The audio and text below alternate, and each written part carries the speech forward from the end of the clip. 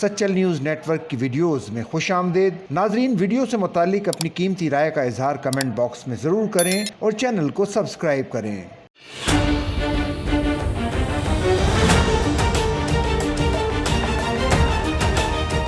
پاکستان نے بھارت کی جانب سے سندھ طاس معاہدے کی یک طرفہ معطلی سمیت دیگر اٹھائے گئے اقدامات کا بھرپور جواب دیتے ہوئے واگا بارڈر پوسٹ کو فوری طور پر بند کرنے، ہر قسم کی تجارت اور بھارتی شہریوں کو جاری تمام ویزے معطل کرنے، بھارتی ہائی کمیشن میں سفارتکاروں اور عملے کی تعداد کم کرنے اور بھارتی ایئر لائنز پر پاکستانی فضائی حدود کی بندش کا اعلان کرتے ہوئے کہا ہے کہ پاکستان سندھ طاس معاہدہ ملتوی کرنے کے بھارتی اعلان کو سختی سے مسترد کرتا ہے۔ پاکستان کا پانی روکنے کے کسی بھی عمل کو جنگ تصور کیا جائے گا۔ سارک ویزا استثناء اسکیم کے تحت بھارتی شہریوں کو جاری تمام ویزے فوری منسوخ کر دیے گئے ہیں، تاہم سکھ یاتری اس سے مستثنیٰ ہوں گے۔ پاکستان میں موجود تمام بھارتی شہریوں کو کہا گیا ہے کہ وہ 48 گھنٹے کے اندر پاکستان سے نکل جائیں، تاہم سکھ یاتری اس سے مستثنیٰ ہیں۔ پاکستان نے بھارتی دفاعی، نیول اور ایئر ایڈوائزرز کو ناپسندیدہ شخصیت قرار دیتے ہوئے انہیں ہدایت کی کہ وہ 30 اپریل تک پاکستان چھوڑ دیں۔ شملہ معاہدے سمیت تمام دو طرفہ معاہدوں کو معطل کرنے کا حق محفوظ ہے۔ وزیر اعظم محمد شہباز شریف کی زیر صدارت قومی سلامتی کمیٹی کا اہم اجلاس اسلام آباد میں منعقد ہوا، جس میں اعلیٰ سول اور عسکری قیادت نے شرکت کی۔